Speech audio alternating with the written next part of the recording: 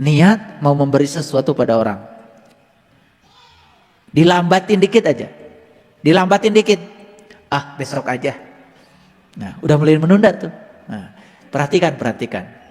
Dari sekarang sampai besok itu, yang 4 itu datang itu. Yang pertama, ego. Ego itu pikiran. Kata pikiran, enak aja. Nyari aja setengah mati.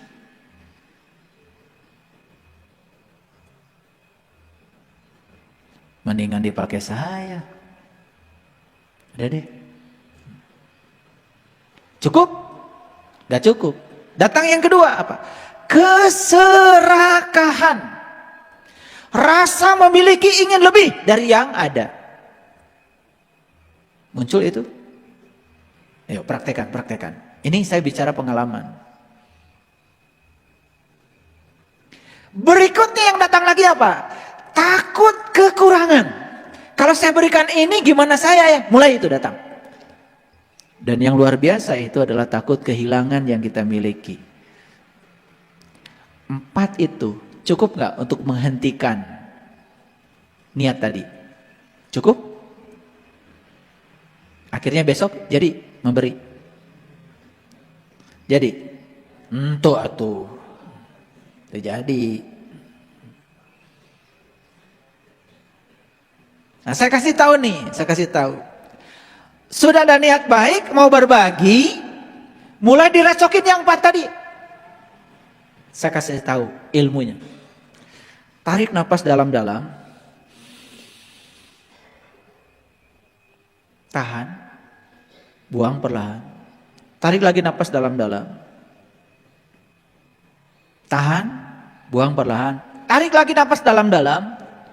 Sambil meminta, aku hadirkan energi ilahi tanpa batas ke dalam diriku. Respon kita akan berubah. Perhatikan saya, respon kita akan berubah. Timbul satu kesadaran.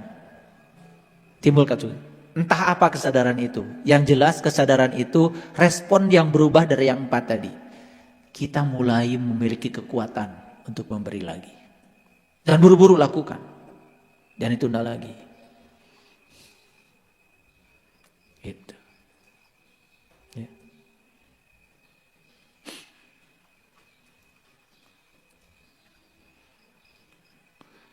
Udah niat mau ngasih 400, diutil 50.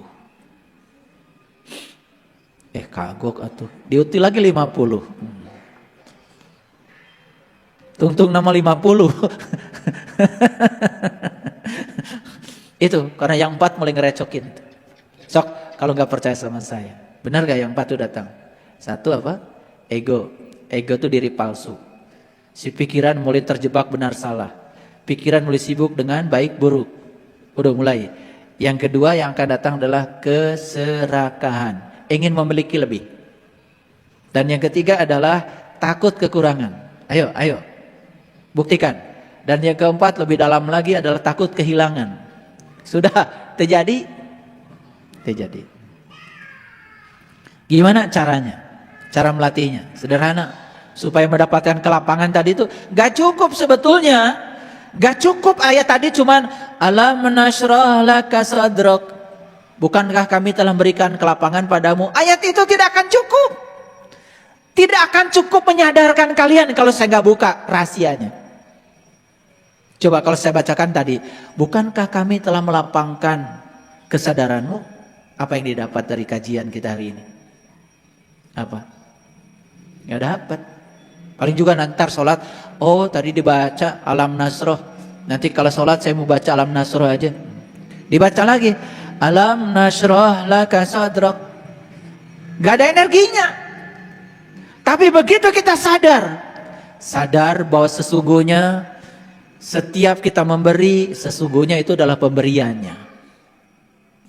Sadar bahwa sesungguhnya setiap memberi tidak akan membuat kita kekurangan. Sadar bahwa setiap pemberian membahagiakan yang diberi dan membahagiakan kita. Sadar bahwa sesungguhnya setiap memberi itu tanda bahwa kita yakin Allah Maha Kaya tanpa harus bertransaksi dengan beliau. Coba, lapang nggak? Lapang nggak? Habis sholat tuh lapang. Gimana? Ada yang nanya sama saya, Kalau saya baca Alam Nasrohnya satu ayat saja, cukup satu ayat. Jika perlu ulang 100 kali. Boleh nggak? Boleh. Karena di dalam sholat kan yang dianjurkan, yang penting baca surat. Setelah Al-Fatihah, itu juga sunnah. Gimana kalau saya baca setelah Al-Fatihah Alam Nasroh cuman ayat pertama? Boleh. Alam nasroh laka sadrak, alam nasroh laka sadrak, alam nasroh laka sadrak. Cerita. Nangis ketika sholat. Kalimat pertama mungkin belum menghunjam. Kalimat kedua tambah menghunjam. Kalimat ketiga tambah menghunjam. Bukankah kami telah melapangkan untukmu kesadaranmu? Kok kamu gak sadar-sadar sih? Bukankah aku yang ada dalam dirimu adalah sumber kesadaranmu? Tapi kenapa kamu gak sadar? Bukankah aku yang ada pada dirimu adalah kesadaran murni yang aku tiupkan ke dalam dirimu? Kok kamu gak sadar? Boleh baca 1000 kali? Boleh. Coba aja. Kalau ada yang bilang, wah itu bid'ah, gak ngerti. Gak ngerti. Daripada tuntas gak dapat apa-apa. Betul?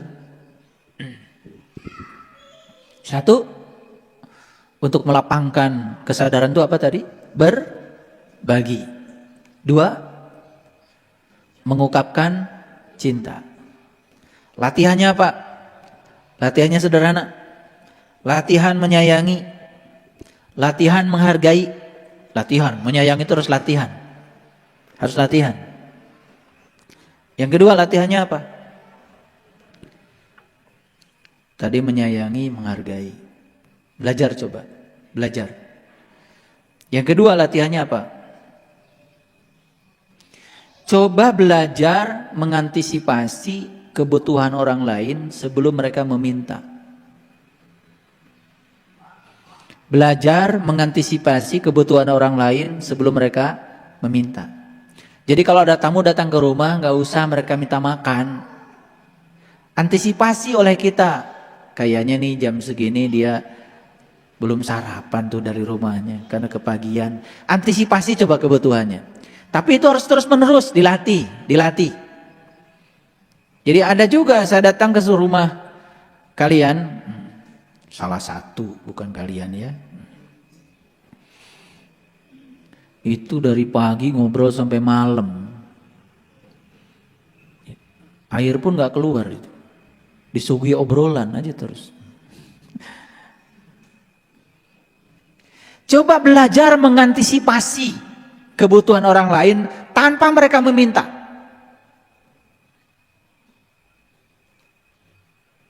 Jadi kalau orang itu mau pulang jangan ditanya gaduh ongkos tuh, jangan. Rek mere mah mere we. Dan nanti kalau ditanya punya ongkos apa tidak, jangan-jangan dia cuman sebetulnya nggak punya ongkos, cuman nggak enak mau ngomong nggak punya. Bisa jadi ada orang begitu. Nanti nyesel loh ketika ketemu di jalan, kita naik mobil dia lagi jalan, aduh tadi kenapa ditanya. Begitu dia lagi jalan udah jauh, kita turun dari rumah pakai mobil, duh dia baru sampai sini, ternyata nggak punya ongkos. Nyesel nggak pasti? Itu akan disiksa perasaan kita dari dalam. Aduh, nah ditanya. Kan ada orang yang punya yang berperasaan seperti itu. Di bumi gaduh beas ente, jangan. Rek mere beas mah mere we. Ngerti kan? Jadi kalau mau ngasih mobil sama saya nggak usah tanya. Kalian mau ngasih mobil aja nanya dulu sama saya. Mobil ayah guru apa ya? Nggak usah.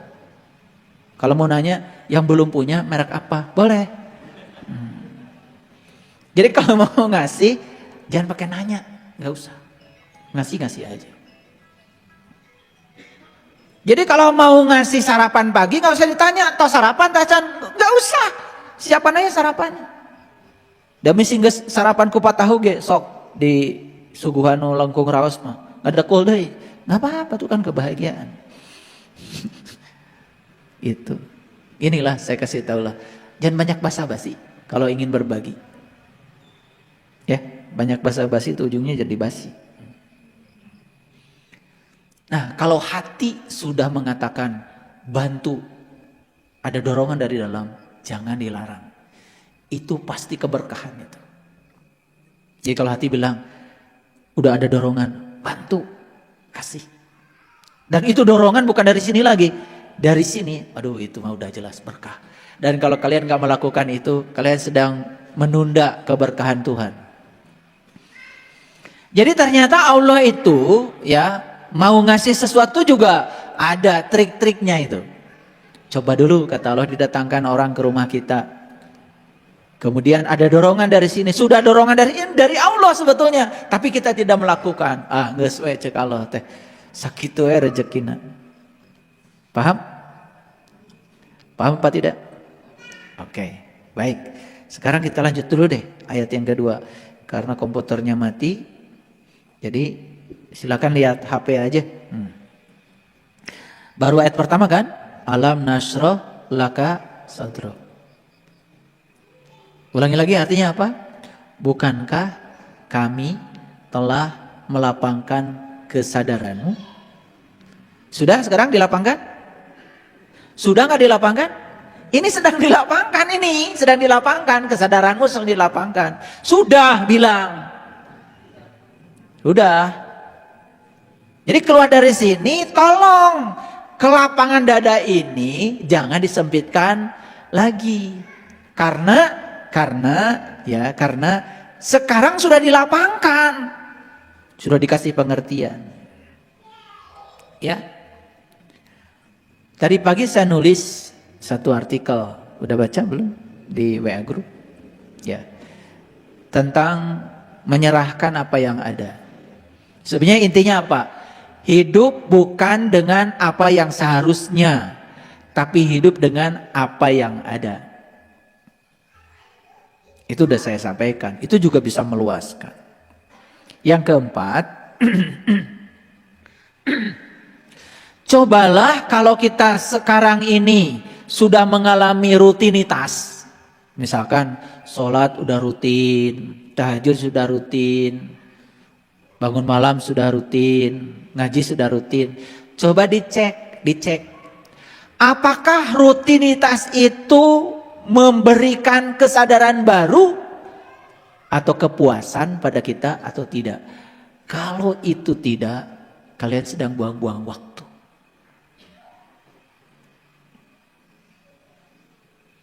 Ya.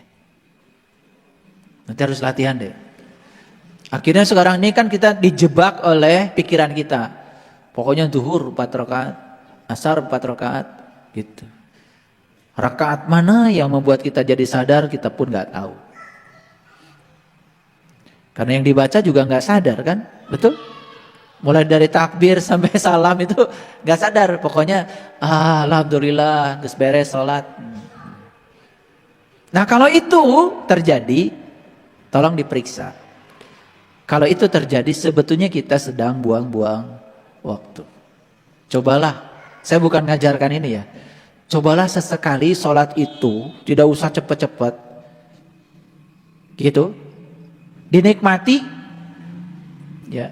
Walaupun mungkin dari 4 rakaat itu sholat duhur yang dinikmati 1 rakaat itu lebih bagus dari 4-4-nya tidak dinikmati. Dinikmati mulai baca takbirnya dinikmati, akbarnya Allah tuh karasa. Waktu baca doa iftitah tuh terasa. Inni wajjahtu wajhiya lillati karasa. Menghadapkan wajah batin kepada Allahnya itu terasa. Syukur-syukur kalau udah bisa. Bukan terasa lagi nyata. Wajah Allah nanti aya payuneun. Wah, keren eta mah. Waktu bilang inna sholati wa nusuki wa mahyaya wa mamati lillahi rabbil alamin la syarikalah wa bidzalika umirtu wa bidzalika umirtu wa bidzalika umirtu wa ana awwalul muslimin. Bergetar tuh seluruh sel dalam tubuh. Bagaimana kalau tidak 1 rakaat, saya hanya ingin fokus aja di doa iftitah, itu bagus daripada tidak sama sekali.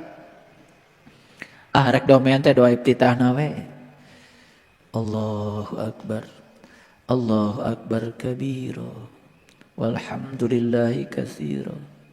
Wa subhanallahi bukratan wa asila.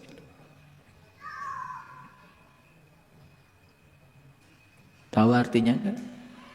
Wa subhanallahi bukratan wa asila, tahu artinya kan? Eta sakitu dibaca unggal poe. Dan aku akan sucikan engkau ya Allah pagi dan petang. Aku akan sucikan engkau ya Allah pagi dan petang. Tanya pada dirimu, apakah engkau sudah mensucikan Allah pagi dan petang?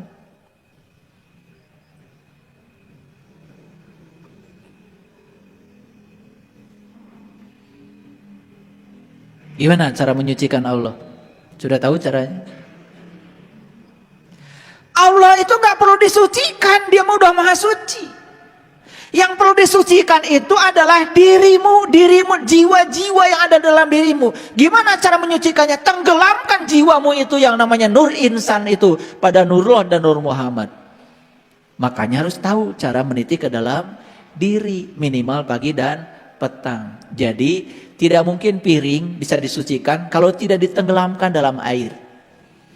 Moal bersih, lamun tadi kucuburkan kanu cai mah. Jiwa kita tidak akan bersih kalau tidak ditenggelamkan dalam lautan cahaya. Sudah bisa belum? Ya, yang sudah bisa teruskan. Yang belum bisa buru-buru diajar. Makanya waktu bilang wa subhanallahi bukratan wa asila, bisa nangis. Apa yang sudah kita lakukan pagi, apa kita sudah lakukan petang, ketika dia menampakkan diri bertajalli di puncak kesadaran kita, masih teringat.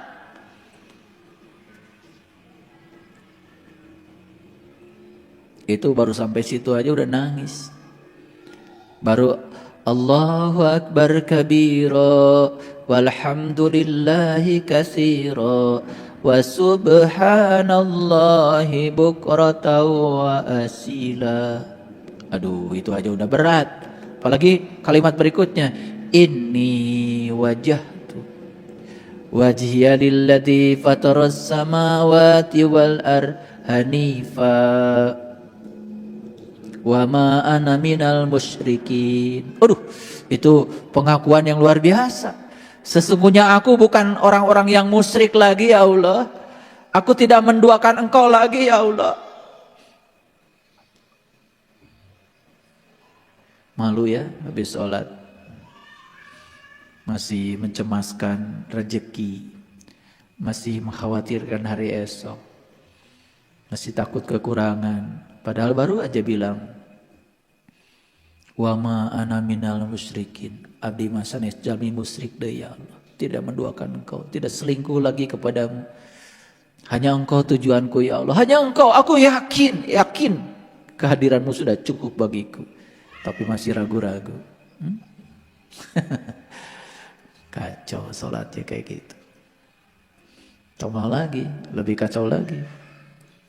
Bilangnya inna sholati wa nusuki wa mahyaya wa mamati lillahi rabbil alamin la syarikalah wa bidzalika umirtu. Kenceng banget. Aku siap menerima apapun perintahmu ya Allah.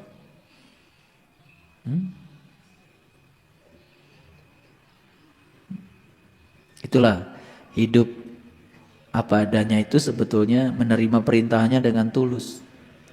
Hidup dengan apa yang seharusnya itu sebenarnya kita sedang melawan perintahnya. Kuduna ge lain kitu. Itu melawan. Ya. Nah, para sahabat, mumpung masih sehat, coba aktif. Aktif.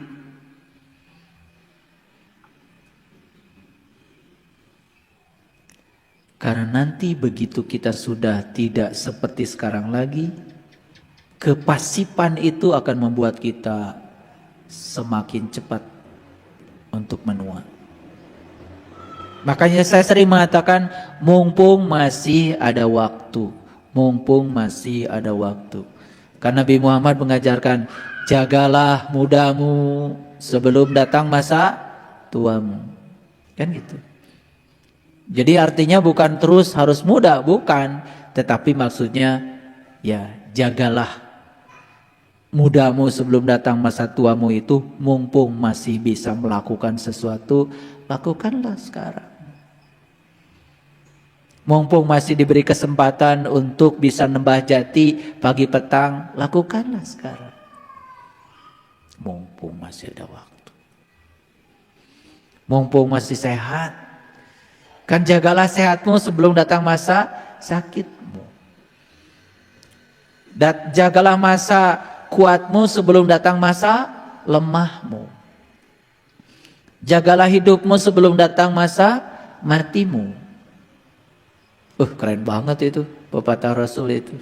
Sebetulnya beliau ingin memberikan satu pesan yang sangat tajam ya kepada kita untuk memanfaatkan kehidupan. Selanjutnya, ingat, potensi kita itu tanpa batas. Catat itu. Potensi diri kita itu tanpa batas. Semua batasan-batasan berasal dari diri palsu kita. Sekarang saya katakan potensi kita itu tanpa batas. Jangan dibatasi. Kalau kita sudah menyadari yang 6 tadi, saksikan saya. Kita bisa meraih apapun dengan upaya yang sedikit. Kita bisa meraih apapun dengan upaya yang sedikit. Tidak usah kerja keras. Jadi mohon maaf, ada orang yang untuk makan saja sehari perlu kerja keras. Itu ada yang salah. Orang yang sudah berada di kesadaran ini menjalankan yang 6 tadi. 1, berbagi. 2, mengungkapkan cinta. 3, bisa menerima yang ada. Yang keempat, bisa mendapatkan pemuasan dalam hidup, bukan sekedar rutinitas. Yang kelima, kesehatan dia itu digunakan untuk aktif. Yang keenam, dia sadar dengan potensi yang tanpa batas pada dirinya. Maka dia akan dapat yang ketujuh. Apa itu? Yang ketujuh adalah dia akan meraih apapun yang diinginkannya tanpa harus bekerja keras. Bisa, bisa. Bisa, sangat bisa. Baik, kita lanjutkan. Baru ayat yang pertama. Alam nasrah laka sadrak. Sudah diluaskan sekarang kesadaranmu? Sudah sadar sekarang? Sadar kalau diri saya potensinya tanpa batas. Sadar, oh sebetulnya meraih sesuatu tuh gak perlu kerja keras loh. Gimana caranya? Kesadaranmu. Gunakan kekuatan positif yang ada pada dirimu. Banyak gak orang yang untuk meraih sesuatu itu harus bekerja keras? Banyak? Itu karena dia kerja pakai otot. Ada gak orang yang kerjanya pakai otak? Itu juga kerja cerdas, tetapi hasilnya masih pas. Ada kerja yang hasilnya tanpa batas. Apa itu? Kerja pakai kesadaran. Itu namanya kerja ikhlas. Makanya kalau hasilnya ingin tanpa batas, kerjanya harus kerja ikhlas. Gimana cara kerja ikhlas? Itu belajar. Belajar menemukan diri sejati dulu. Sebelum kita menemukan siapa diri kita, ikhlas itu masih jauh. Masih transaksional. Betul nggak? Lihat tuh, sekarang banyak sekali berita tentang ya bersedekah yang tadinya ingin dapat banyak malah jadi zong. Kenapa? Dari awal niatnya udah nggak benar. Dan diajarkan supaya niatnya juga nggak benar, transaksional. Jadi itu lupa ya. Wa ahsin kama ahsanallahu ilaika. Gitu. Baik, yang kedua. Wa wada'na anka wizraka. Dan kami pun telah membebaskan beban darimu. Lihat saya semua. Beban-beban hidup itu datangnya dari mana?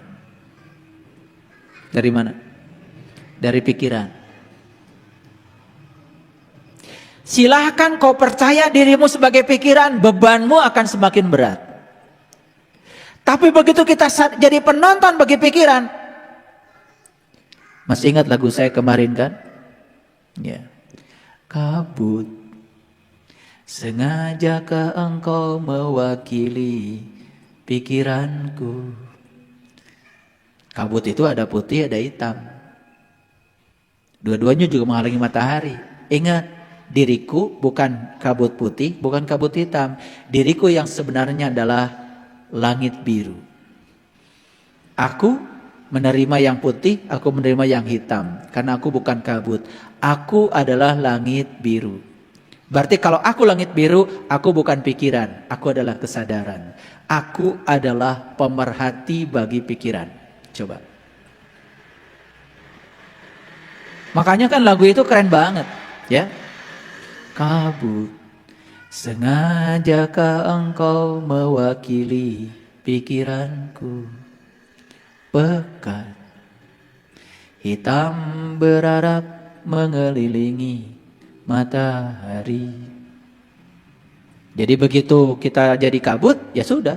Kabut itu akan mengelilingi matahari. Matahari rohani kita tidak nampak lagi. Jiwa kita menjadi terkurung, tidak terdapat. Tidak ada proses fotosintesis jiwa di situ. Nih saya tidak berbicara proses fotosintesis materi. Proses fotosintesis jiwa. Mataharinya bukan matahari itu lagi, matahari rohani yang ada di sini. Kalau sudah caang di sini, proses fotosintesis jiwa hadir, maka seluruh tanaman jiwa, kesabaran, kearifan akan muncul. Ya, gitu. Jadi oleh karena itu maka kita jangan jadi kabut ya, jadi langit biru aja. Begitu jadi kabut, langsung tarik, itu bukan aku. Itu diri palsuku. Aku bukan itu. Segera jadi pengamat bagi pikiran. Keren banget. Ya. Alam nashrah laka sadroka wa wada'na anka wizroka. Ini K-nya saya baca supaya jelas. K itu kamu. K itu dirimu. Ya. Dan Allah mengatakan, dan kami pun telah membebaskan beban darimu. Lihat saya semua. Begitu kita sadar diri kita bukan pikiran, hilang gak beban? Hilang gak baik buruk? Hilang gak benar salah? Tidak ada beban.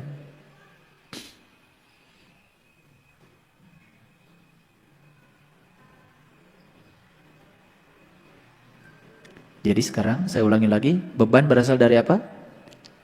Dari diri yang mengidentifikasi diri sebagai pikiran. Lihat ya, semua orang, mau pejabat, mau rakyat, mau kaya, mau miskin, belum tentu bahagia loh. Belum tentu. Selama dia mengidentifikasi dirinya sebagai pikiran, harta sebanyak apapun belum tentu dia bahagia. Komo teu boga duit mah. Ya. Makanya kuncinya sederhana. Begitu kita sedang mengidentifikasi diri sebagai pikiran, langsung lain orang eta mah. Urang nusannya nama lain eta. Gitu. Buru-buru. Kita yang sebenarnya tidak terjebak oleh kehidupan dan kematian. Kita yang sebenarnya abadi, seabadi ilahi. Sadari itu. Senyum aja menghadapi apapun.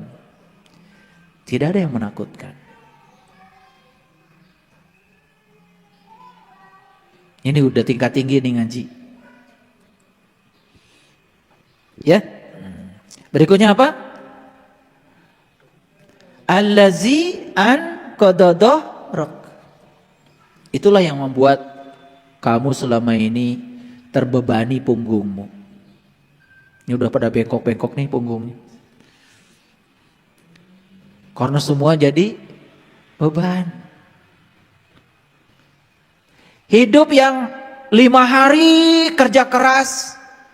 Di akhir pekan piknik 1 minggu. Itu hidup yang tidak layak dihidupi. Berarti yang 5 hari itu kalian gak bahagia. Hidup yang layak dihidupi itu setiap saat bahagia. Semua hari adalah hari libur. Kade ulang nepi ka teu gawe. Semua hari-hari libur itu artinya setiap hari selalu membuat dia bahagia. Apalagi kerja keras ya selama 11 bulan Akhir tahun piknik, cenah supaya bahagia. Bohong. Bohong. Piknik mah. Piknik we, iraha wae. Da teu kedah jauh piknik mah. Ke Jelekong aja piknik tuh. Makan di daun pisang aja nasi liwet enak. Betul? Nih, gimana hatinya? Kalau hati dan pikirannya, ya kalau bisa ke Bali nggak apa-apa ke Bali. Kalau bisa jalan-jalan ke Jepang ya nggak apa-apa, ya. Bisa doakan ya. Tong di Jelekong wae. Ya. Kemudian Allah mengatakan wa rafa'na laka dzikraka. Apa artinya? Dan sesungguhnya aku sudah meninggikan ingatanmu. Nah, ingatan yang ditinggikan oleh Allah itu adalah ingatan yang melampaui ingatan, pikiran yang melampaui pikiran, kecerdasan yang melampaui kecerdasan. Itulah kesadaran. Kalau baca di sini ya, terjemahan yang ada, wa rafa'na laka dzikraka, apa artinya katanya? Dan kami tinggikan sebutan namamu bagimu. Zikir jadi sebutan. Lihat saya semuanya. Ya. Wa rafa'na laka dzikrak. Artinya apa? Aku telah meninggikan ingatanmu. Ingatan yang paling tinggi adalah ingatan kepada Allah. Siapa yang bisa ingat kepada Allah? Yang sudah tahu dan kenal kepada Allah. Nucanya mah moal bisa emut. Dan tidak mungkin kita mengingat sesuatu yang kita tidak tahu. Syarat sahnya ingat itu harus tahu dong yang diingat. Jadi yang baru nyebut-nyebut subhanallah, Allahu akbar, la ilaha, can ingat itu baru nyebut. Kalian baca setiap salat subhanallah subhanallah 33 itu yang pakai gini kan? Itu menyebut, bukan ingat. Kalau nyebut mah ada suaranya di dia tah. Kalau ingat mah gak ada suaranya, di batin. Coba sekarang ingat sama orang tua kita. Ada suaranya? Ingat mah nggak ada suaranya. Aneh bilangnya ingat tetapi ada suaranya. La ilaha illallah, la ilaha, eta naon? Nyebut. Nah jadi ingat. Itu bukan zikir, itu mah wiridan. Apakah orang yang wirid itu ingat sama Allah? Belum tentu. Dan lu ingat antara ribut. Wa rafa'na laka dzikrok. Aku aku angkat ingatanmu, aku tinggikan ingatanmu. Jadi orang yang sudah ditinggikan ingatannya oleh Allah, sudah bukan pikiran lagi, bukan tubuh lagi. Dia sudah menjadi kesadaran tertinggi. Disebutnya juga kesadaran murni. Nama tak bernama, rasa tanpa rasa, wajah tak berwajah, kata tanpa suara. Saya mau nanya, pintar nggak kalian bisa jawab apa tidak? Allah itu diam atau berbicara? Ari Allah teh diam atau berbicara? Ya. Allah tuh menyebut dirinya juga al-mutakaliman, yang maha berbicara. Allah itu mutakaliman, yang maha berbicara. Allah itu tidak diam. Allah itu berbicara setiap saat. Cuman kata-katanya tidak bersuara, tetapi terdengar. Dan siapa yang bisa mendengar Allah? Yang sudah hening pikirannya. Awas ya, yang sudah hening pikirannya. Makanya belajar mengheningkan pikiran disebutnya mengheningkan cipta. Iya, mengheningkan cipta salah. Mari kita mengheningkan cipta buat para arwah pahlawan yang telah gugur mendahului kita. Al-Fatihah. Lain mengheningkan cipta eta mengadoa. Atau jadi ribut ya pikiran maca Al-Fatihah. Kumaha pas lihat. Mengheningkan cipta mah hening we teu macana naon. Ya mas, saya suka perhatikan ya kalau upacara teman-teman di kampus. Bismillahirrahmanirrahim. Mending cipta jadi ribut gitu. Hening cipta itu berarti ciptanya hening. Tuh mikir naon, tuh maca naon. Atau reka doa mengadoa we tawasul ngaranna baca Al-Fatihah buat para arwah pahlawan yang telah gugur mendahului kita sebagai penghormatan kita. Mari kita akan bacakan Al-Fatihah. Al-Fatihah itu eta mengadoakeun make Al-Fatihah sanes menganikan cipta. Tapi dasok narurut teh geuning nya. Mari kita menganikan cipta buat para arwah pahlawan yang telah gugur mendahului kita. Al-Fatihah narurut. Saya mah tara nurutan da menganikan cipta. Hening we cipta teu macana naon kuduna ge kitu tapi da biasana ge kitu nya rasep aya nurut kana teu puguh teh kita menghentikan cipta dar ciptana teh mikir ari maca Al-Fatihah emang teu mikir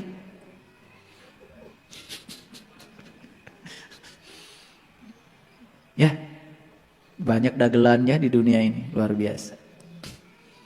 Ayo teruskan lagi warofa'na laka zikrak. Saya tanya para sahabat semua, ingin gak ditinggikan ingatannya oleh Allah? Ingin? Kalau ingin ditinggikan ingatannya oleh Allah, satu, temui dia setiap saat. Nyambung? Nah, sudah pernah dengar kajian An-Nasrah? Belum. Sudah gitu, baru hari ini. Ya, maka fa inna ma'al usri yusran, inna ma'al usri yusran. Di balik semua kesulitan itu ternyata disitulah adanya kemudahan. Di balik semua kegelapan itu disitulah adanya cahaya. Di balik semua ketidakteraturan itu disitulah ada keteraturan. Di balik semua kekacauan itu disitulah ada rekonstruksi. Jadi oleh karena itu jangan membenturkan segala hal yang paradoks. Mitrakan. Di balik kegelapan itulah cahaya itu adanya. Makanya R.A. Kartini mengatakan menyusuri kegelapan untuk menemukan cahaya. Jadi jangan terjebak salah benar. Ya, gak apa-apa. Seburuk apapun masa lalu kita, itu yang telah mengantarkan kita menjadi kita yang hari ini. Teu aya nu lepat, teu aya. Nelapat pemikiran orang, sok nilai salah bener, ya gak ada yang salah, gak ada yang salah, semua baik-baik saja. Ya, faida farogta fansab wa ila robbika fargob. Selesaikan masalah satu persatu, kalau ada, insya Allah. Puncak dari semua masalah kan pulang kepada Allah, betul nggak? Nurawas dikantunkeun, nuturawas juga dikantunkeun. Kan puncaknya hidup mah wih ka Allah. Nah, jadi kalau kita menelusuri Quran surat An-Nasrah tadi, kita dapat pesan spiritual yang luar biasa. Pertama pesannya, sadar bahwa sesungguhnya diri kita yang sesungguhnya bukan pikiran. Begitu kita bercokol di pikiran, kita akan merasakan hidup sebagai beban. Punggung kita menjadi berat memikul beban itu. Sekarang lepaskan semua beban itu karena dirimu yang sesungguhnya adalah kesadaran murnimu. Oleh karena itu temui dia setiap saat. Temui dia setiap saat. Begitu kita menemui dia setiap saat, warofa'na laka zikrok, ingatanmu akan aku lesatkan. Ingatanmu akan aku tinggikan. Nah, ingatan yang ditinggikan adalah ingatan yang melampaui segala yang diingat. Ingatannya cuma satu kepada Allah saja. Indah sekali. Mereka yang ingatannya selalu kepada Allah, diliputi oleh cahaya Allah, setiap saat merasakan kehadirannya, hidupnya akan dibebaskan. Itu saja. Belajar spiritual itu. Keren gak? Coba belajar spiritual itu seperti itu. Ya, itulah intisarinya agama. Jadi agama bukan keterampilan membaca Quran. Bukan keterampilan menghalus-haluskan suara. Bukan. Itu bahasa asing. Kalau kita belajar aja bahasa asing sudah bagus. Betul nggak? Iya. Kita bukan orang Arab. Kita melafalkan Arab salah. Wajar. Orang Arab juga dititah ngomong. Sok orang Arab cenah ngomong. 3 jebur. Heseun. Ya. Iya. Coba orang Arab cenah maca. Ya. Ya. nuju abdi lempang dina galengan, kumargi abdi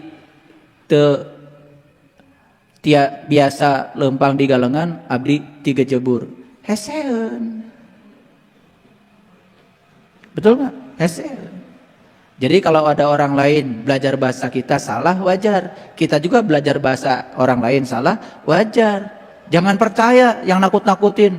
Oh, salah bacana asup neraka. Tong percaya, saya tak ada encan pernah ka ditu. Jadi oleh karena itu maka belajar agama itu harus pakai akal. Ya. Ayo semangat terus. Yang belum bisa baca Quran nggak apa-apa. Mau latihan dulu baca Quran dari awal, tapi jangan takut. Jangan takut salah, ya. Itu. Jadi nggak usah pusinglah dengan yang begitu. Justru pusing mah kalau kita hari ini belum tahu jalan pulang untuk mati. Dah maut mau ditanya, keyakinan apa? Keyakinan Anda apa? Agama Anda nggak akan mau ditaros. Yang akan ditanya saat mati mah kebaikan Anda apa? Bukan keyakinan. Komo dites baca Quran mah taya, Bu. Taya. Ya. Man robuka mah bukan pertanyaan di kuburan itu, taya kuburan teh. Singkat jawab ayeuna. Man robuka saha Gusti anjeun teh? Jawab ayeuna. Wa man kana fi hadi a'ma wa huwa fil akhirati a'ma wa adul sabila. Sing saha anu tepang jeung Allah di dunia, moal tepang jeung Allah di akhirat. Jalannya lebih sesat. Kan gitu Quran lagi. Barang siapa yang tidak melihat di dunia, tidak akan melihat di akhirat dan jalannya lebih sesat. Quran. Betul? Gitu. Udah ngerti sekarang Alam Nasrah? Sok baca nanti di rumah. Alam nasrah laka sadrak. Hup, liren heula. Benar orang teh geus sadar. Benar, geus luas kesadaranana. Betul enggak? Tanya dirina. Can kajawab, baca deui balik deui. Alam nasrah laka sadrak. Can kajawab, baca deui. Alam nasrah laka sadrak. Kengeng teu ayat pertama unggul 100 kali menang. Daripada tuntas sampai ke ayat 8 tapi teu ngartina naon. Paham? Tuh, boleh. Ya, tidak melanggar syariat kok. Karena fikihnya mengatakan yang penting setiap selesai baca Al-Fatihah disunatkan membaca ayat. Ya toh? Ayat yang mana saja boleh dipilih. Coba sholat di Arab. Kadang-kadang surat Al-Baqarah diambil ayat ini dicuplik aja tengahnya, nggak masalah. Betul nggak? Kadang-kadang di sana sholat isya, sholat maghrib cuma ayat kursi aja. Allahu la ilaha illa huwal hayyul qayyum la ta'khudhuhu sinnatu wa la naum lahu ma fis samawati wa ma fil ard man dzal ladzi yashfa'u indahu illa bi'idznih. Allahu akbar. Cuma gitu aja. Enggak apa-apa. Mau satu surat, mau satu ayat boleh. Bulan Ramadan surat Al-Baqarah dibaca satu surat, satu rakaat, ya kan? Jadi boleh, itu terserah, ya. Tidak menyalahi fikih. Itu. Makanya kita harus tahu hukumnya, ya, secara global, secara komprehensif. Jadi daripada kita ngerti detil-detilnya nggak tahu yang komprehensifnya. Itu saja yang saya sampaikan hari ini. Semoga setelah dibukakan kesadarannya, diluaskan kesadarannya menghadapi kehidupan kita menjadi sangat siap. Betul? Tidak perlu resolusi tahun baru. Jadi hadapilah setiap saat dengan penuh kegembiraan dan sukacita. Harusnya ketika kita diperintahkan takwa oleh Allah, langkah pertama yang harus kita jalankan apa? Bertanya, gimana caranya ya Allah takwa itu? Ternyata Quran mengajarkan takwa adalah sebuah cara, sebuah metodologi, sebuah prosedur. Ada SOP-nya untuk takwa itu. Tidak sembarang. Beruntung yang sudah tahu cara menjalankan takwa. Makanya dipanggil oleh Allah di sini adalah nas. Nas itu berbeda. Di Quran ada 3 panggilan Allah buat makhluk yang bernama manusia. Pertama dipanggil bashar. Bashar itu manusia biasa, manusia pada umumnya. Yang kedua insan. Insan itu adalah bashar yang sudah melakukan perjalanan spiritual. Dan yang ketiga adalah nas. Nas itu adalah yang sudah menemukan jati dirinya. Makanya yang diperintahkan takwa hanya nas, tidak sembarang. Karena yang bisa melakukan takwa itu hanya nas. Ya ayuhan nas ittaqu rabbakum inna zalzalatas sa'ah syai'un adim. Sesungguhnya akan ada saat di mana kamu mengalami kegoncangan. Akan ada saat di mana kamu mengalami kegoncangan, dan itulah sebuah kejadian yang besar. Sayang sekali begitu ada kegoncangan selalu dikaitkan dengan kiamat. Kiamat hancurnya alam semesta. Padahal kegoncangan ini adalah kiamat yang terjadi pada diri kita saat kita sadar tentang jati diri kita sendiri. Itulah hari kegoncangan, di mana saat itu kesadaran kita diperjalankan dari kesadaran yang rendah sampai mencapai puncaknya kesadaran yang disebut dengan sidra al-muntaha. Itu yang disebut dengan hari kegoncangan. Inna zalzalatas sa'ah. Jadi hari kegoncangan itu harus dialami di sini saat ini sekarang. Ketika kita bisa membayar utang ketidaktahuan kita pada diri kita sendiri. Hari kegoncangan itu diabadikan di banyak ayat dalam Al-Quran. Hari kegoncangan Nabi Ibrahim terjadi saat beliau dibakar oleh api, bukan api biasa, tapi itu adalah api cinta, api cahaya. Saat beliau mengalami fana dan tidak terbakar. Hari kegoncangan itu diabadikan oleh Nabi Yunus pada saat Nabi Yunus ditelan ikan. Dan pada saat itu beliau mengalami kegoncangan.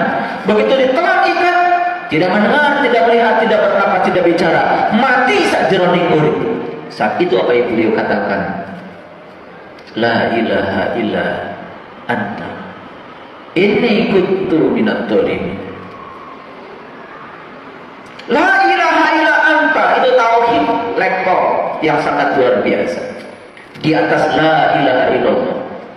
Makanya urutan tauhid itu la ilaha illallah, la ilaha illa huwa, la ilaha illa anta, dan puncaknya tauhid adalah la ilaha illa ana.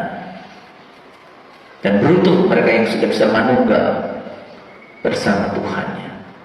Dan dia akan mengalami la ilaha illa ana.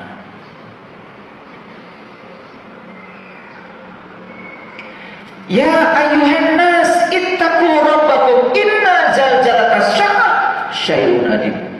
Akan ada saat di mana kamu akan mengalami kegoncangan yang sangat besar.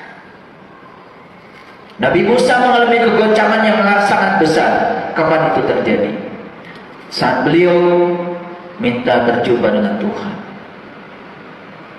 Ya Tuhanku, nampakkanlah diri Engkau kepadaku agar aku dapat melihat.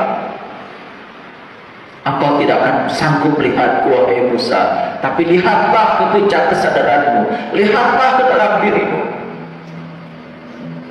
Falamma tajalla rabbuhu lil jabal. Pada saat itu Tuhan menampakkan diri di puncak kesadarannya Musa. Dan saat Tuhan menampakkan diri di puncak kesadarannya Musa, Musa mengalami fana. Kesadarannya tidak lagi berada di semesta ini. Kesadarannya masuk pada kesadaran murni. Gak ingat apa-apa yang di semesta ini. Dalam bahasa Quran disebut Musa mengalami jatuh pingsan. Tetapi saat beliau pingsan, persis menyampaikan kata-kata yang sama seperti yang disampaikan Nabi Yunus. Qala subhanaka tubtu ilaika, tubtu ilaika, tubtu ilaika wa ana awalul mu'minin. Aku kembali kepadamu ya Allah, dan inilah awal aku beriman. Itulah hari kegoncangan. Itulah yang disebut dengan inna zalzalatas sa'ah. Itu yang tidak dipahami oleh banyak orang. Kegoncangan bukan gempa besar. Gempa itu biasa. Itu peristiwa alam yang biasa. Karena di bumi ini ada lempeng-lempeng tektonik.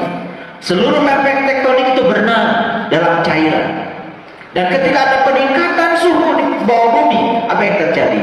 Ada pergerakan energi kinetik. Ketika ada pergerakan energi kinetik, otomatis hukum kekerasan energi akan terganggu. Karena energi mekanik itu adalah jumlah energi kinetik dan energi potensial. Ketika ada pergerakan energi kinetik, otomatis energi potensial berubah. Konfigurasi seluruh lempengan tektonik di muka bumi, di bawah bumi berubah. Apa yang terjadi? Mungkin terjadi tabrakan antar lempeng tektonik dan itu menimbulkan getaran. Getaran dirambatkan lewat tanah. Itu yang disebut dengan gempa. Yang terjadi di permukaan bumi adalah gelombang naik turun. Karena seluruh molekul-molekul tanah itu mengikuti getaran yang diakibatkan oleh getaran yang ada di bawah bumi itu. Makanya sahabat-sahabat kita yang ditugaskan pemerintah untuk meneliti gempa, mereka bisa kasih laporan. Setelah gempa terjadi, dia bisa menyatakan gempanya ukurannya sekian magnitudenya. Dan bukan sekedar itu, titiknya bisa ditentukan. Gampang sekali, itu ilmu biasa. Titiknya bisa ditentukan. Berapa kilo di bawah permukaan laut bisa ditentukan titiknya. Itu adalah pusat getarannya. Ketika getaran merambat, maka dia akan membuat amplitudo seluruh molekul-molekul tanah di muka bumi ini naik turun. Akibatnya kita merasakan naik turun. Itu namanya gempa. Apa itu goncangan? Itu biasa. Itu peristiwa alam yang biasa.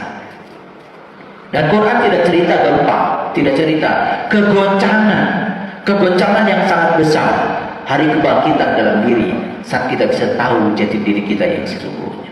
Itu kegoncangan. Itulah yang disebut dengan hari kelahiran yang kedua. Dan untuk mencapai kegoncangan itu, jangan sepelekan peran seorang ibu yang akan melahirkan kita yang kedua, kelahiran spiritualitas kita. Itulah ibu kita yang hakikat, guru-guru kita. Itulah ibu. Jadi 2212 keren sekali. Maka di Quran Nabi Musa pun ya, ketika ingin menyaksikan pancaran maul hayat dalam dirinya, apa yang terjadi?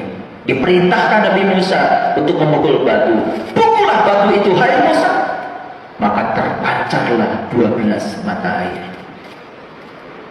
Tentu saja Musa memukul batu dengan tangannya. Apa itu batu? Begitu kita mendengar kata batu, langsung terpikir adalah gunung batu. Lagi-lagi kita mengartikan Quran sedangkal itu. Padahal batu adalah yang meras dalam diri kita. Batu adalah yang keras pada diri kita. Apa artinya? Pukullah kekerasan sampai kau menjadi lembut. Saat kau lembut akan menyatu dengan Al-Latif yang maha lembut. Saat itu kau akan resonan dengan dia. Cinta kasihnya akan mengalir pada diri. Terpancarlah 12 mata air. 12 lagi, 1 dan 2. Jadi angka 12 ini angka yang sangat luar biasa. Makanya kenapa 12 ini menjadi penghujung bulan, menjadi penghujung tahun. Nama bulan yang ke-12 setiap tahun. Keren sekali. Karena 12 ini memang puncaknya spiritual. 12 ini adalah syahadat sejati. Makanya huruf syahadat kalau kita hitung dari asyhadu an la ilaha illallah itu 12 huruf. Wa asyhadu anna Muhammadar Rasul 12 huruf. Total 24 huruf. 24 itu menjadi 24 jam. Makanya mereka yang sudah benar syahadatnya, penyaksiannya sudah sejati dan dia bisa menyaksikan diri sejatinya. Syahadatnya setiap saat 24 jam.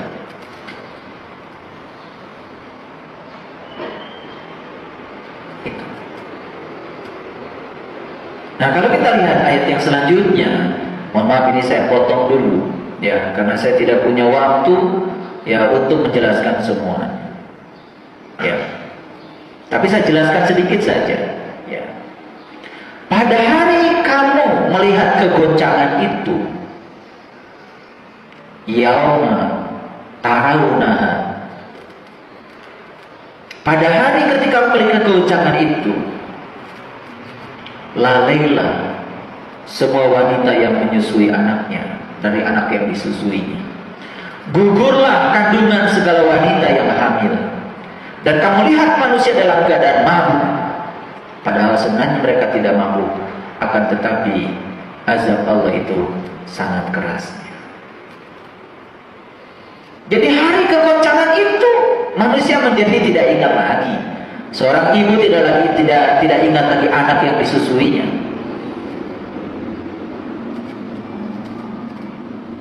Gugurlah semua kandungan. Dan selama ini kita memahami secara fisik saja. Padahal sebetulnya ini adalah kegoncangan spiritual. Betul? Seorang ibu tidak lagi ingat sama anak yang disusuinya. Betul? Tetapi ada manusia yang mabuk. Ya. Kenapa? Walakinna adzaballahi syadid. Dan azab Allah itu sangat keras. Siapa yang mabuk itu? Mabuk dunia. Dan siapa yang masih mabuk dunia tidak akan pernah bisa digoncangkan. Ikatan pada dunianya akan membuat dia menjadi sulit untuk digoncangkan. Makanya jangan heran ya, dari sekian banyak yang kita bimbing untuk meniti ke dalam diri, ada yang menangis meraung-raung, ada biasa. Maaf ya, itulah mungkin yang mabuk. Karena ikatan duniawi terlalu keras, sehingga saat dihijrahkan untuk menuju alam cahaya, dia masih senang tinggal dalam kegelapan. Makanya ada lagu bagus itu dari Ebit, judulnya Menjaring Matahari. Ya. Kabut, sengajakah engkau mewakili pikiranku? Tahu kabut? Tahu kabut?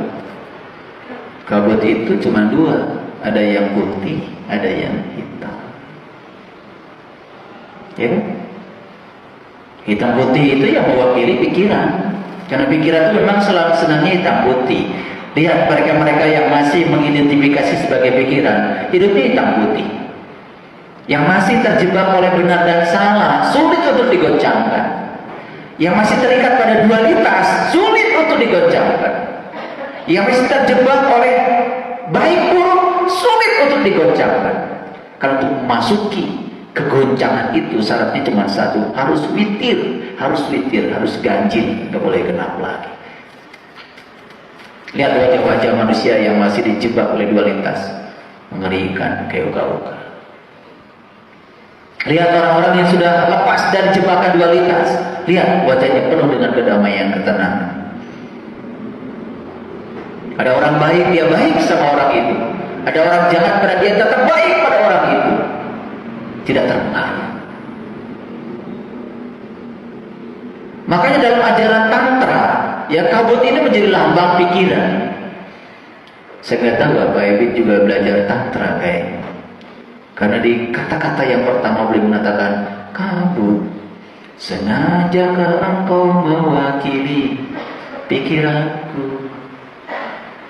Pekat hitam berarak mengelilingi matahari. Tuh.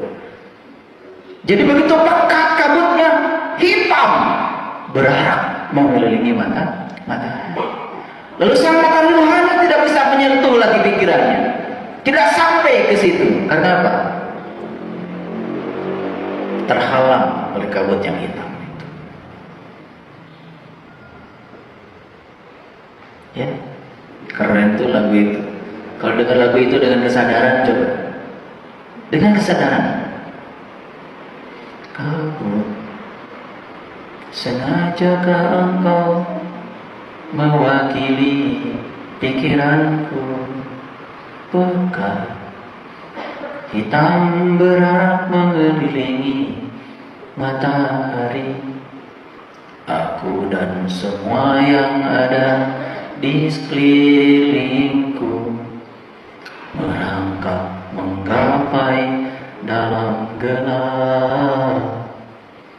Coba, begitu tidak mengenal matahari rohani, kalian akan merangkak menggapai dalam gelap. Bukankah itu dulu? Betul?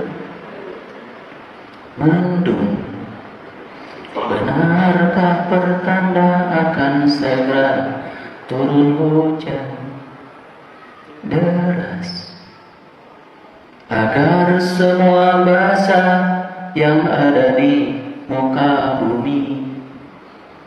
Siramilah juga jiwa kami semua yang telah dilanda kegalauan. Roda zaman menggilas kita, terseret tertatih-tatih. Sungguh hidup terus diburu, berpacu dengan waktu. Tak ada yang dapat menolong selain yang di sana. Tak ada yang dapat membantu selain yang di sana. Dialah Tuhan. Keren banget.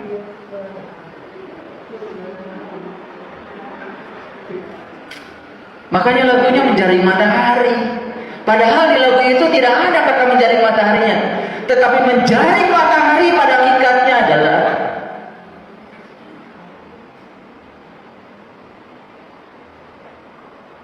mengubah diri dari pikiran menjadi kesadaran. Karena sepanjang kita masih ada di pikiran, kita akan terjebak oleh kabut, hitam putih, hitam putih. Padahal kita yang sebenarnya bukanlah kabut, kita yang sebenarnya adalah langit biru. Diri kita yang sesungguhnya adalah langit biru, tidak terjebak oleh putih dan hitam. Itulah diri kita yang sesungguhnya. Makanya beruntung mereka yang sudah jadi langit biru, hanya menonton saja. Begitu ada putih dia tonton, ada hitam dia tonton. Ya gak apa-apa, biarkan saja. Ya gak apa-apa, bagi langit biru, putih dan hitam, ya gak apa-apa. Tidak ada yang berubah. Kita dalam kehidupan kita sering mengidentifikasi diri kita sebagai kabut, kadang putih, kadang hitam, begitu. Dan sepanjang kita masih hidup seperti itu, sepanjang itu pula kita masih menderita dalam hidup. Kebahagiaan masih jauh panggang dari api. Lalu dia akan digilas oleh roda zaman. Roda zaman menggilas kita, terseret tertatih-tatih. Sungguh hidup terus diburu, berpacu dengan waktu. Gitu. Berpacu dengan waktu. Lihat manusia, semua berpacu dengan waktu, gak sabar.